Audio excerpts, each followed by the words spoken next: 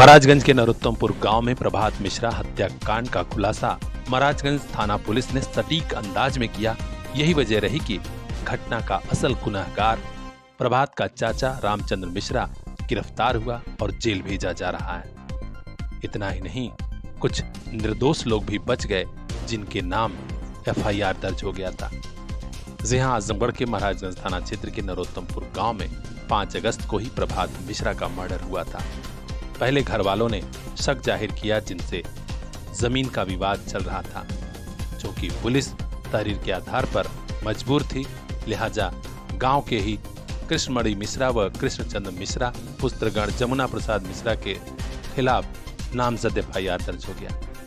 लेकिन थाना प्रभारी महाराजगंज राजीव कुमार मिश्र के सटीक प्रयास से इस घटना का सटीक खुलासा हो गया। कहीं ऐसा होता कि निर्दोषों को पुलिस आनंद फानन में जेल भेज देती तो एक और गुनाह हो जाता। परिवार वाले बता रहे हैं कि रामचंद्र मिश्रा अपने पिता शीतला प्रसाद मिश्रा से अलग रहता था और अपनी वाली ही करता था, जो कि प्रभात तीनों भाइयों में एक ही बेटा था। कुछ थोड़ा सा विवाद उससे हुआ था और सारी खुन्नस रामचंद्र मिश्रा ने प्रभात के ऊपर ही निकाल दी।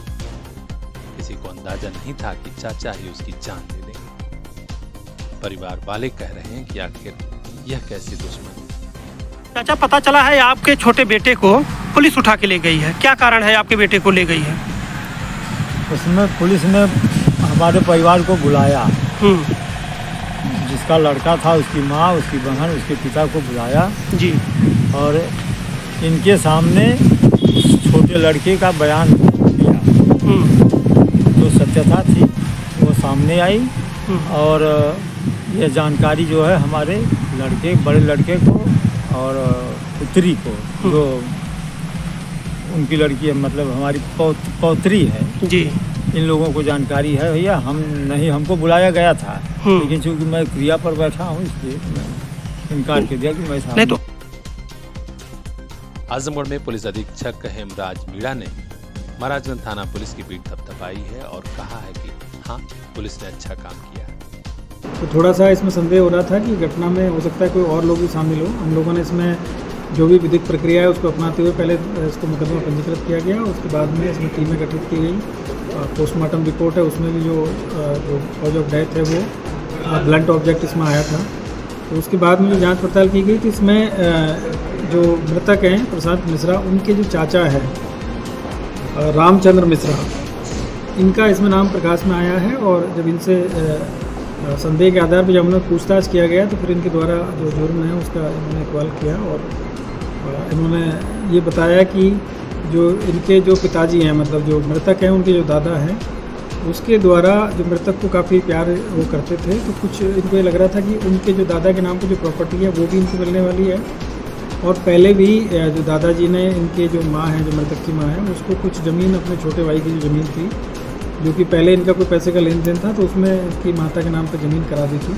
तो इसको ये रहता था कि जो मृतक है वो 3 भाइयों में एक अकेला लड़का था, बाकी इनके यहाँ पर लड़कियाँ हैं। तो इसको ये लगता था कि जो सारी ज़मीन है जो दादाजी के द्वारा इस लड़के के नाम पर कर दी जाएगी तो मुझे कुछ नहीं मिलेगा।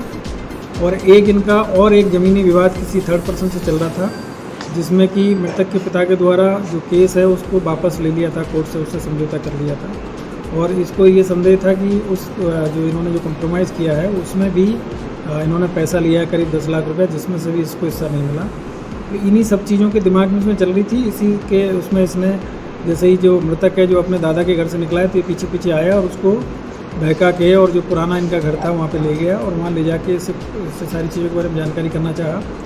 जब लड़के ने बताने से मना किया तो फिर इसने उसको पीटा और पीटने के बाद में उसने भी प्रतिरोध किया। तो उसी दौरान फिर इसने वहीं से जो ईंटा जो पड़ी हुई थी उसको निकाल के और उसके ऊपर प्रहार किया और उसके चेहरे पे, उसके सिर पे कई प्रहार किए और उसी पे वो वहीं पे फिर वो बेहोश होकर गिर गया और फिर उसकी डेथ हो गई। और उसके बाद में ये वहाँ से जाके अपना कपड़ा वपड़ा सब ठीक किया और उसके बाद में इसने भी एक एलिबाई क्रिएट करने का प्रयास किया कि मुझे भी कोई आदमी आया था जो पीछे से मार के भाग गया, मैं उसको पहचान नहीं पाया हूँ। तो इस पर पहले संदेह नहीं किया घर वालों ने, लेकिन बाद में हम लोगों ने पूछताछ किया गया तो इसने अपनी सारी चीज़ें एक्सेप्ट की है और इस लोग को आज गिरफ्तार करके जेल भेजा जा रहा है और इसके खिलाफ विधिक कार्रवाई इसमें मोटो सिर्फ प्रॉपर्टी प्रॉपर्टी और एक ज्वेलरी जो होती है परिवार में, क्योंकि इनके 2 लड़कियां हैं और जो भाई है उनके एक लड़का था, तो एक ही ज्वेलरी थी। अब हम आपको भी बता दें कि प्रभारी निरीक्षक महाराजगंज राजीव कुमार मिश्रा के साथ वरिष्ठ उप निरीक्षक दल प्रताप सिंह की टीम भी मौजूद थी। आला कत्ल बरामद कर लिया गया है और सभी को मालूम हुआ कि यहाँ सटीक खुलासा है। तो खास खबरों के लिए बने रहिए हमारे साथ, देखते रहिए PRN। Bureau chief Bajrangi Vishwakarma की खास रिपोर्ट। कल इन्हीं हाथों में होगी दुनिया की बागडोर, आइए इन्हें काबिल बना के भेजें।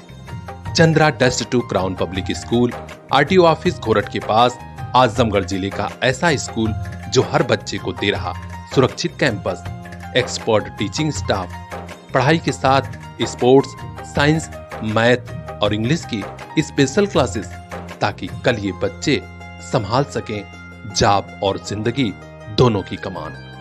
एडमिशन हो रहा है, जल्दी कीजिए। क्लास नर्सरी से क्लास 8th तक। Contact number 9415831049।